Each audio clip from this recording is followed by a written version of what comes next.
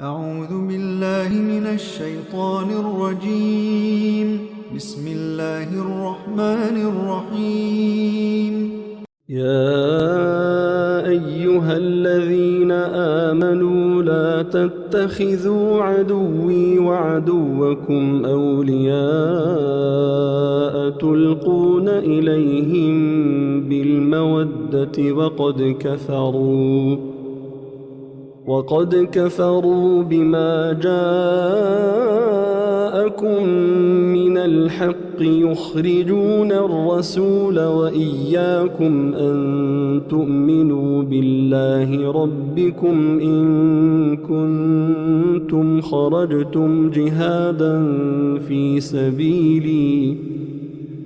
سبيلي وابتغاء مرضاتي تسرون إليهم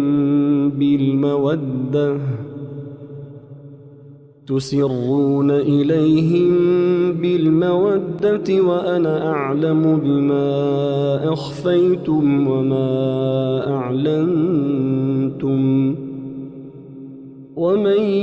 يفعله منكم فقد ضل سواء السبيل إن يثقفوكم يكونوا لكم أعداء ويبسطوا إليكم أيديهم وألسنتهم بالسوء وودوا لو تكفرون لن تنفعكم أرحامكم ولا أولادكم يوم القيامة يفصل بينكم والله بما تعملون بصير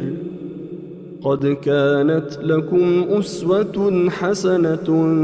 في إبراهيم والذين معه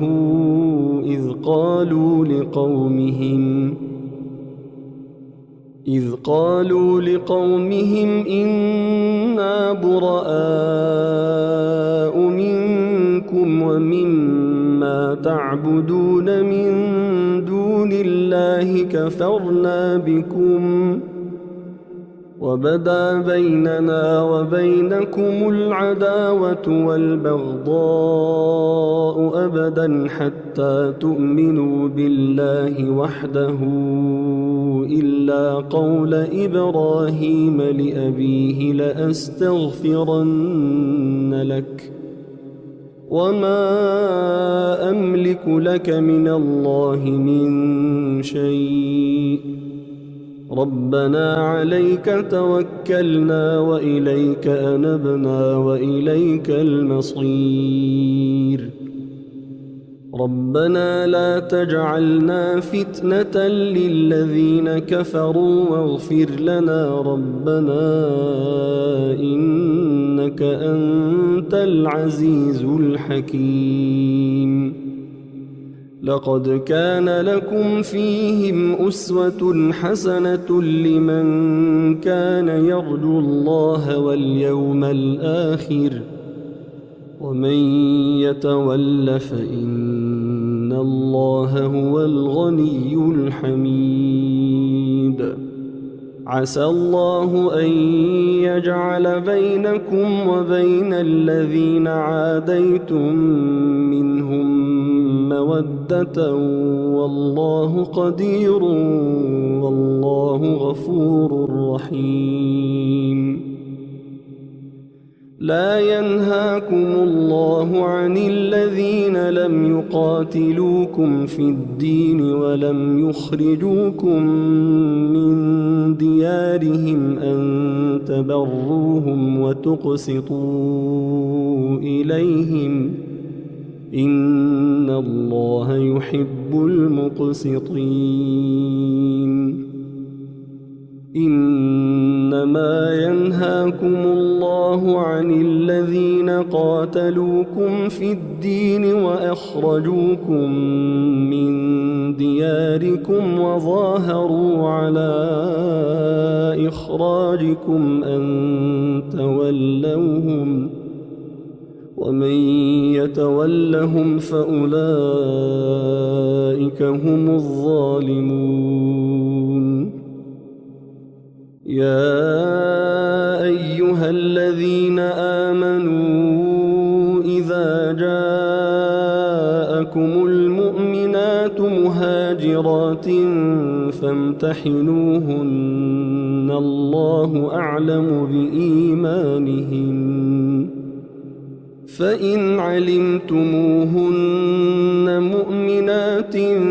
فلا ترجعوهن إلى الكفار لا هن حل لهم ولا هم يحلون لهن، وآتوهم ما أنفقوا، ولا جناح عليكم أن تنكحوهن إذا آتيتموهن أجورهن، ولا تمسكوا بعصم الكوافر واسألوا ما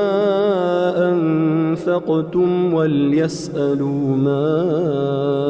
أنفقوا، ذلكم حكم الله يحكم بينكم والله عليم حكيم. وإن فاتكم شيء من أزواجكم إلى الكفار فعاقبتم فآتوا الذين ذهبت أزواجهم مثل ما أنفقوا، واتقوا الله الذي أنتم به مؤمنون. يا أيها النبي إذا جاءك المؤمنات يبايعنك على ألا يشركن بالله شيئا ولا يسرقن ولا